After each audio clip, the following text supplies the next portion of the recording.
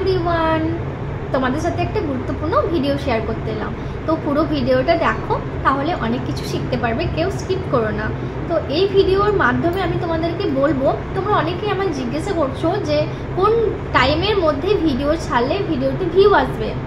তো দেখো, ফেসবুক থেকেই কিন্তু একটা টাইম ফিক্সড করে দিয়েছে। তো ওই টাইমের মধ্যে যদি ভিডিও তোমরা ছাড়ো, তাহলে ভিডিওটা দেখবে 10 মিনিট কি 15 মিনিট বা আধা ঘন্টার মধ্যেই কিন্তু ওটাতে অনেক ভিউ চলে আসবে। আমারও কিন্তু এটা হচ্ছে, কয়েকদিন থেকে ভিডিও ছাড়া মাত্রই আমার রিলসগুলোতে কিন্তু অনেকটা পরিমাণে ভিউ আসছে, আর আমার তো বেশ ভালো লাগছে। ভাবলাম চলো তোমাদের সাথে ঝটপট করে শেয়ার করে নিই। দেখো, এখানে প্রথমেই কিন্তু ফেসবুকটাকে ওপেন করে নিতে হবে। ওপেন করে নেওয়ার পর দেখো মেন প্রোফাইলে চলে যাবে। তারপর দেখো মোর বলে অপশন রয়েছে, মোর বলে অপশনটাই টাচ করার পর এখানে ভিডিও আর ইভেন্ট বলে দুটো অপশন রয়েছে। এখানে ইভেন্টে টাচ করবে। ইভেন্টে টাচ করার পর ক্রিয়েট অ্যান ইভেন্ট এখানে টাচ করবে।